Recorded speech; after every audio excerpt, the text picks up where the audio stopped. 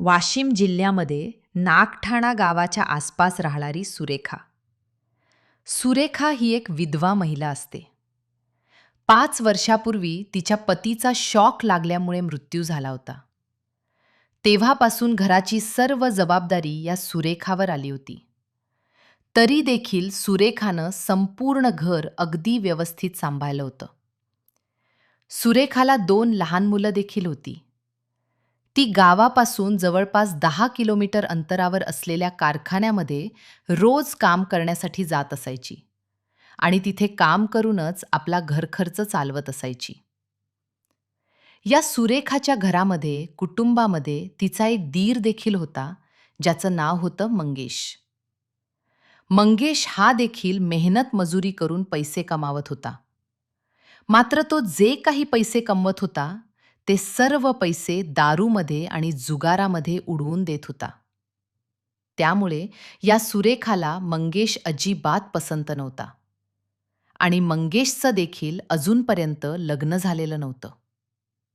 तरी देखील मंगेशची वाईट नजर आपल्या वहिनीवर म्हणजेच सुरेखावर होती. मात्र सुरेखाला तो पसंत नव्हता. सुरेखा नेहमी त्याच्यापासून दूर राहत असायची. सुरेखा जवळपास 5 वर्षापासून या कारखान्यामध्ये काम करत होती आणि सुरेखा या कारखान्यामध्ये काम करून आता पूर्णपणे वैतागली होती, थकली होती. तिला कारखान्यामध्ये काम करणं आता मुश्किल वाटू लागलं होतं. असाच 17 मार्च 2026चा दिवस असतो. ही सुरेखा कारखान्यामध्ये काम करत असते. तर तिथेच तिची एक मैत्रीण असते, गौरी. ही गौरी सुरेखाला बोलते की मी आता कारखान्याचं काम कायमस्वरूपी सोडून देणार आहे. सुरेखा तिला विचारते, तू काम का सोडणार आहेस? गौरी बोलते, हे काम खूप हार्ड आहे. यापेक्षा मी पैसे कमावण्याची दुसरी आयडिया वापरली आहे. सुरेखा विचारते, नक्की काय आयडिया आहे? मला देखील सांग. गौरी बोलते, अगं मी आमच्या गावातील एका श्रीमंत मुलाला पसंत केलं आहे. त्याला माझ्या प्रेमाच्या जाळ्यात ओढलं आहे. तो मुलगा मला भरपूर पैसे देत असतो. त्यामुळे त्या मुलाकडूनच माझा सर्व खर्च निघत असतो. तो मुलगा 2-3 दिवसांनी रात्री माझ्यासोबत वेळ घालवण्यासाठी येतो आणि आल्यावर मला पैसे देत असतो.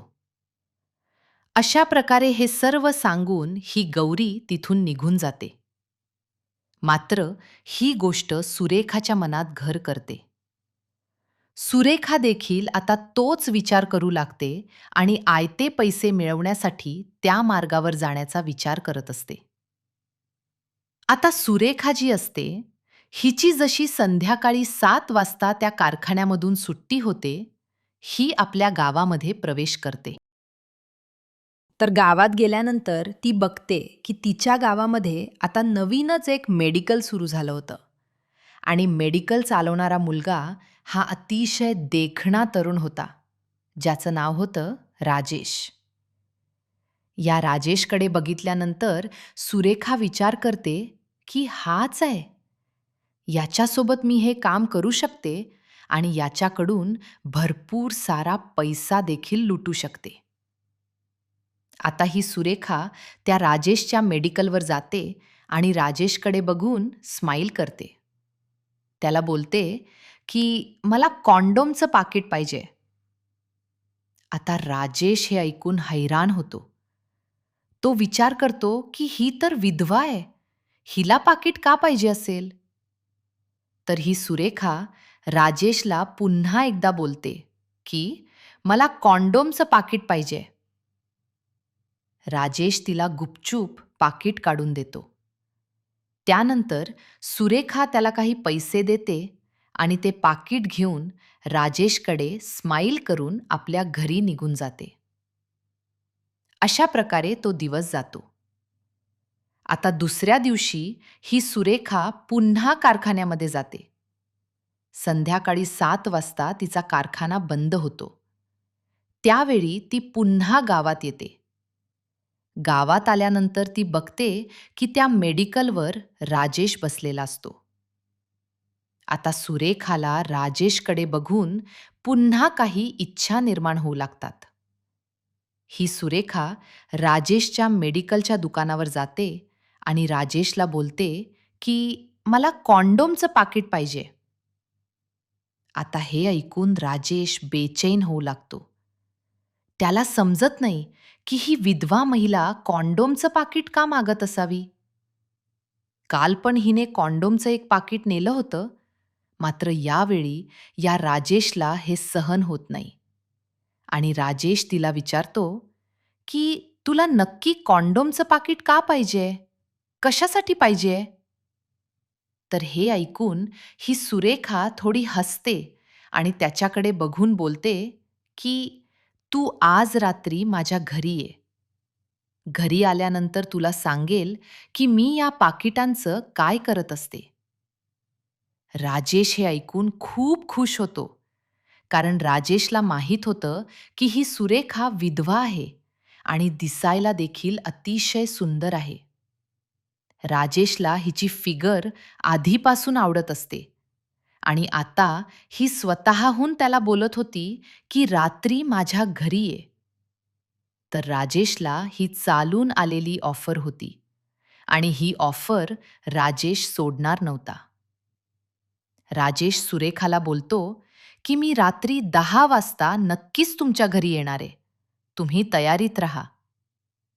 सुरेखा खुश होऊन तिथून पैसे देऊन निघून जाते. आता जशी रात्र होऊ लागते, रात्रीचे 8 वाजतात. या सुरेखाने स्वयंपाक वगैरे बनवलेला असतो. तर तितक्यात तिचा दीर मंगेश त्या ठिकाणी येतो. मंगेश आज खूप दारू पिऊन आलेला असतो. तर मंगेश आल्या आल्या ही सुरेखा बघते की मंगेशने खूप जास्त दारू प्यायलेली आहे आणि सुरेखाला आज काहीतरी वेगळा प्रकार करायचा होता. त्यामुळे मंगेशला सुरेखा बोलते की तू खूप जास्त दारू पिऊन आला आहेस. तुला माझ्या घरामध्ये एंट्री मिळणार नाही. आता हा मंगेश बोलतो की हे घर माझं आहे. मी ठरवेल इथे दारू पिऊन यायचं की बिनदारूचं यायचं. तू मला रोखू शकत नाहीस.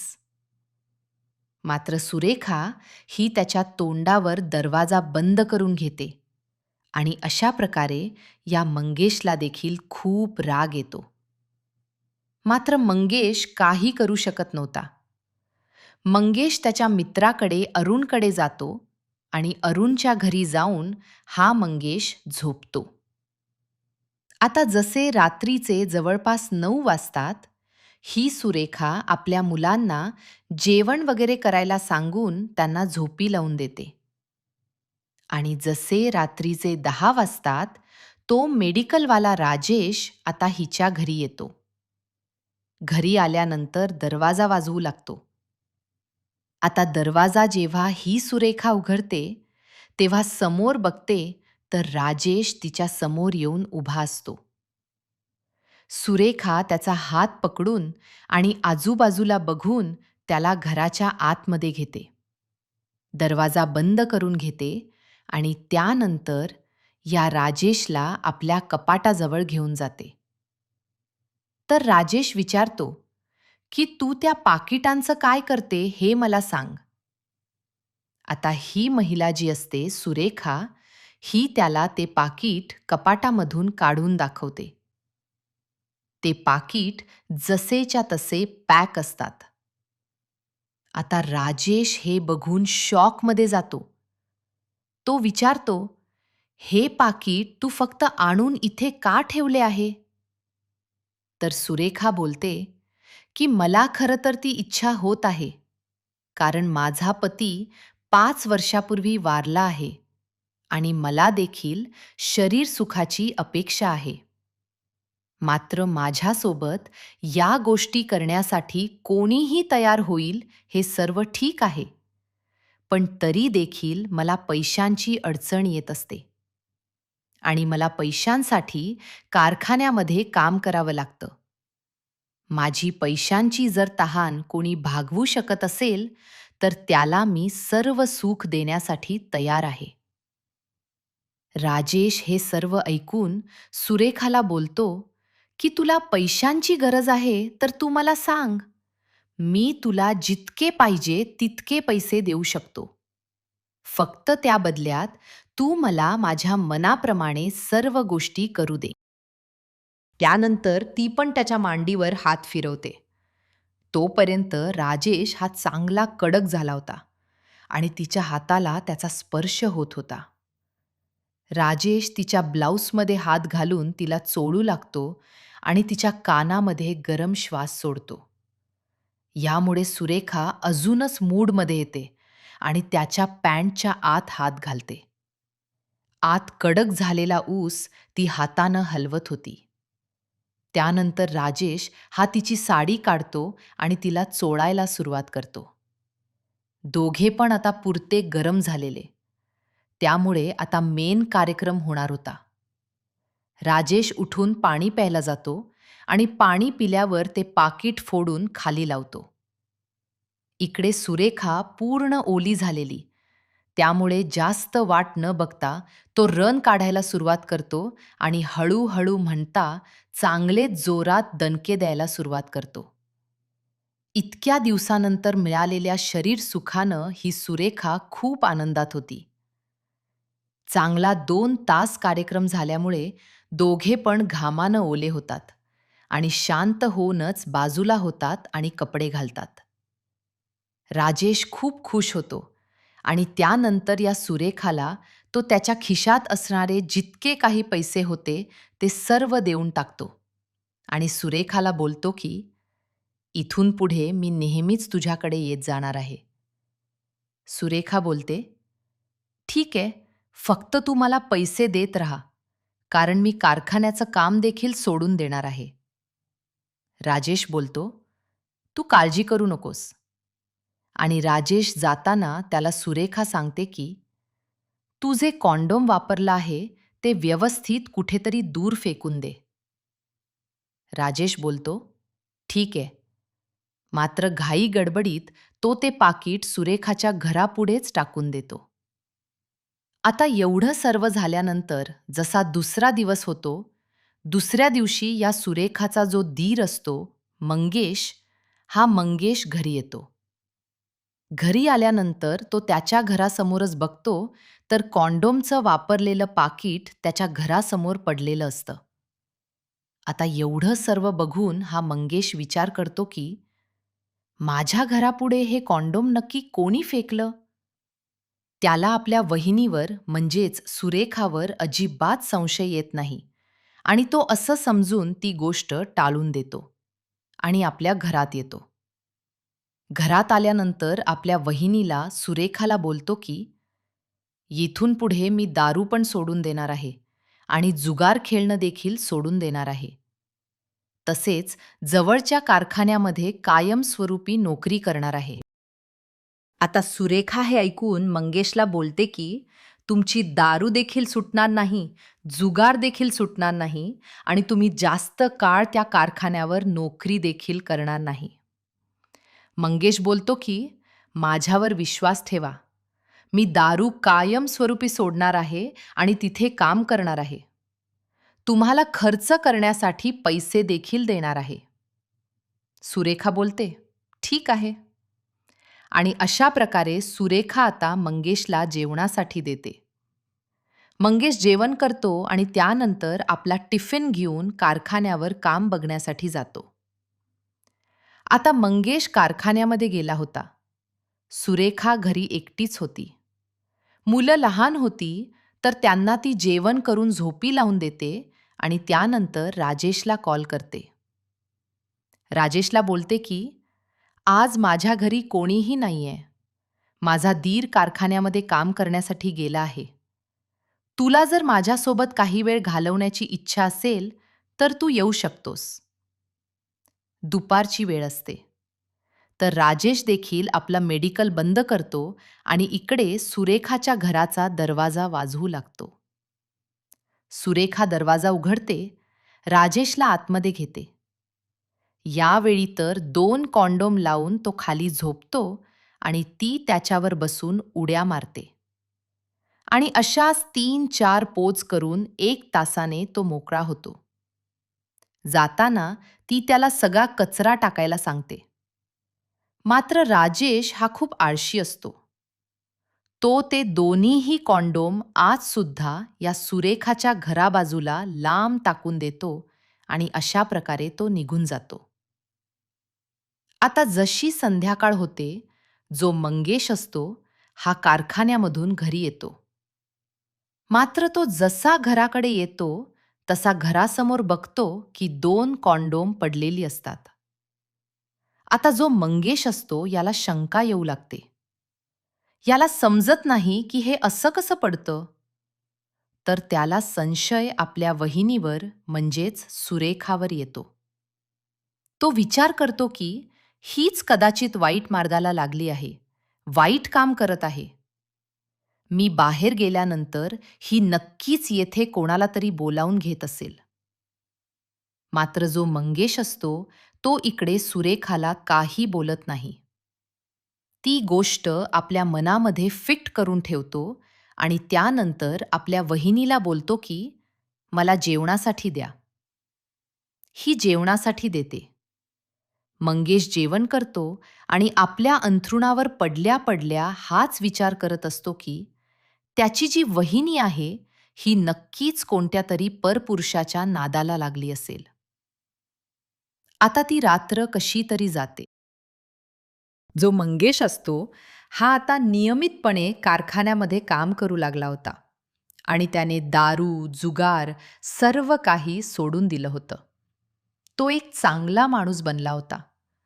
मात्र त्याला आता त्याच्या वहिनीवर म्हणजेच सुरेखावर खूप संशय येत होता. कारण त्याने 2 वेळा त्याच्या घरासमोर हे वापरलेले कॉन्डोम बघितले होते. आता जसा मंगेश आपल्या कारखान्यामध्ये काम करण्यासाठी जातो, तर इकडे सुरेखा घरामध्ये एकटीच असते. तिकडे जो राजेश असतो, हा आपलं मेडिकल चालवत असतो. एक दिवशी दुपारच्या वेळी या राजेशकडे त्याचा मित्र रुपेश येतो. तो बोलतो की बरेच दिवस झाले आपण दोघे भेटलेलो नाही आणि आपण दोघांनी बसून बऱ्याच दिवसांपासून पार्टी केलेली नाहीये. माझी इच्छा आहे की आज आपण माझ्या शेतात जाऊन पार्टी करूया. राजेश बोलतो, ठीक आहे. राजेश मेडिकल बंद करतो आणि त्याच्या बाईकवर बसतो आणि ते सरळ बियर बारमध्ये जातात, दारू घेतात आणि सरळ रुपेशच्या शेतामध्ये जाऊन दोघेही दारू पिऊ लागतात. आता दोघांना दारूची नशा हळूहळू होऊ लागते. तर हा रुपेश राजेशला बोलतो की ते बघ, ती शेतामध्ये महिला काम करत आहे. त्या महिलेला आपण विचारून बघू, काही सोय होईल का? राजेश बोलतो, अरे कुठे नादाला लागतोस? यापेक्षा माझ्याकडे एक फटाका आहे आणि ती तुला काम करून देईल. आपण दोघेही तिच्याकडे जाऊन करू शकतो. रुपेश खूप खुश होतो. तो बोलतो, ठीक आहे, मात्र ती कोण आहे? तर राजेश सांगतो, ती विधवा सुरेखा आहे आणि तुला देखील तिच्याशी ओळख करून देऊ शकतो. फक्त तुला पैसे द्यावे लागतील. रुपेश लगेच तयार होतो आणि बोलतो की चल, लगेच तिच्याकडे चल. तर राजेश बोलतो, एक मिनिट, मला तिला अगोदर कॉल करून बघू दे. आणि अशा प्रकारे राजेश हा सुरेखाला कॉल करतो आणि बोलतो की माझा मित्र माझ्यासोबत शेतामध्ये बसून दारू पित आहे आणि त्याला देखील तुझ्यासोबत वेळ घालवण्याची इच्छा झाली आहे. सुरेखा बोलते की ठीक आहे, माझा दीर देखील कारखान्यात गेला आहे. रस्ता पूर्णपणे मोकळा आहे. घर मोकळं आहे. तुम्ही येऊ शकता. मात्र त्याला मला पैसे द्यावे लागतील. राजेश बोलतो की तो तुला पाहिजे तितके पैसे देऊ शकतो. आणि अशा प्रकारे राजेश आणि रुपेश हे सुरेखाच्या दरवाजावर थाप मारू लागतात. सुरेखा दरवाजा उघडते, दोघांनाही आतमध्ये घेते. आता हे जय वीरू आधीच पिलेले होते आणि चांगलेच मूडमध्ये आलेले, त्यामुळे दोघांनी सुरेखाला धरून तिला बेडवर नेले आणि झोपवले.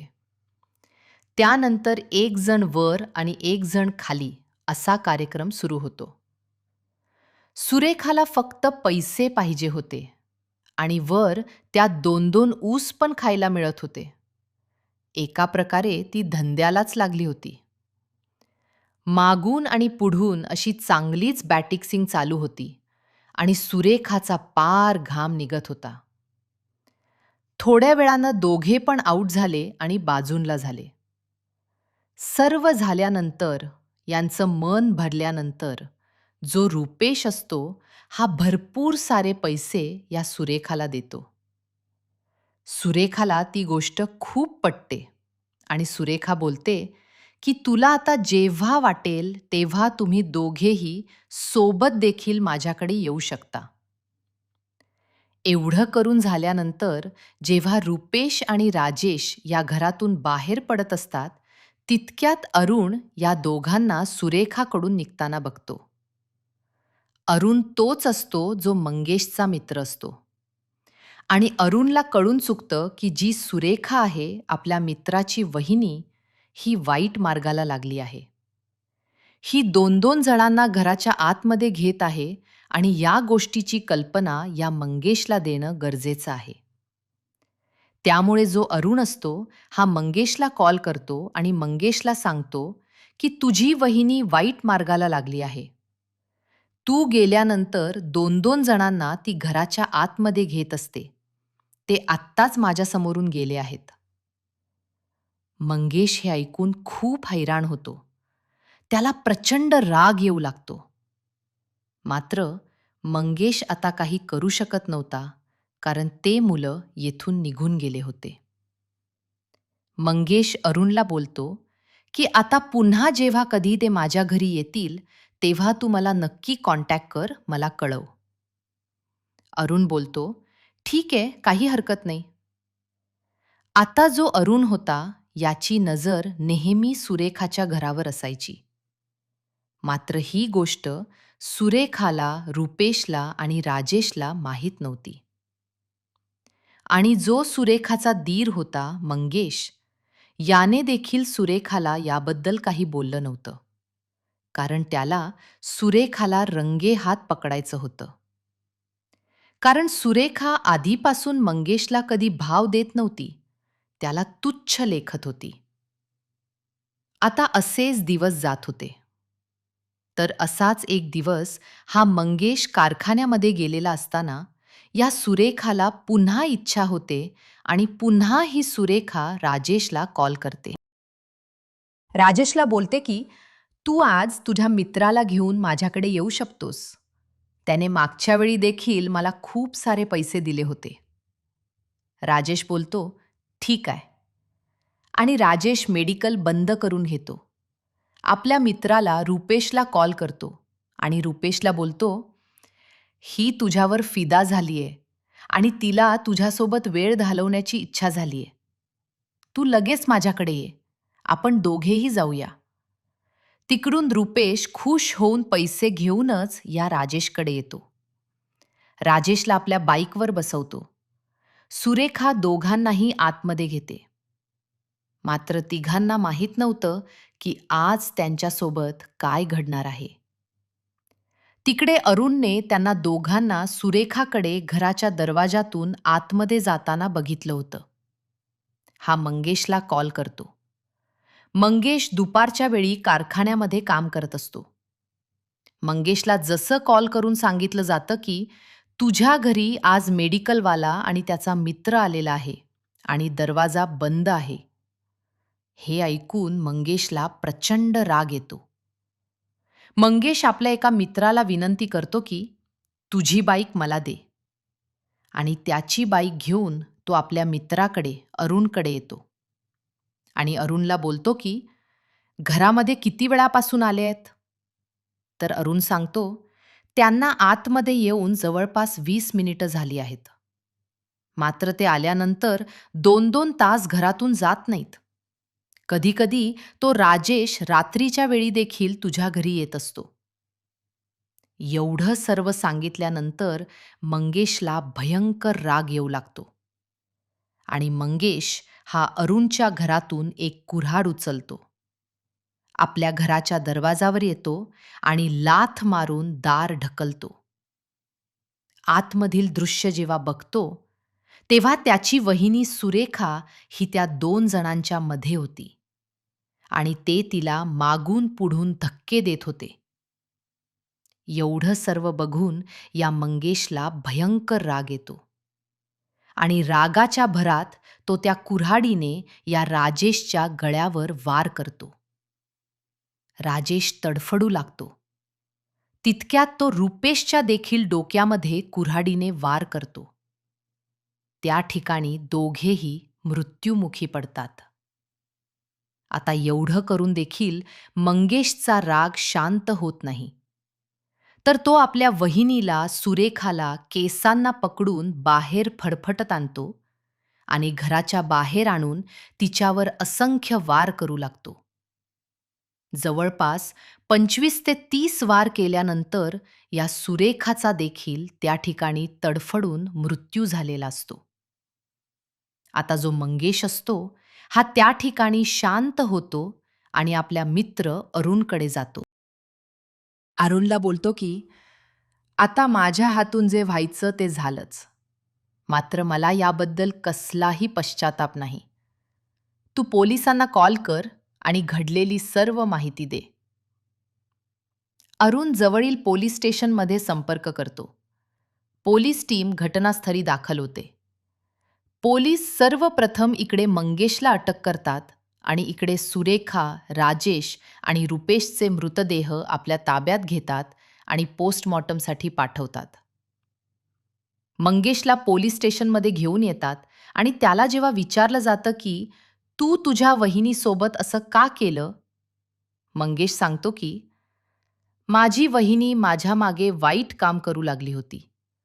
मी नसताना 2-2 जणांसोबत ती रात्र काळी करत होती आणि याच कारणामुळे मी या तिघांचाही खून केला आहे. त्यानंतर पोलीस देखील या मंगेश विरुद्ध चार्जशीट तयार करतात. आता येणारं भविष्य ठरवेल की कोर्ट मंगेशला कोणती शिक्षा सुनावते.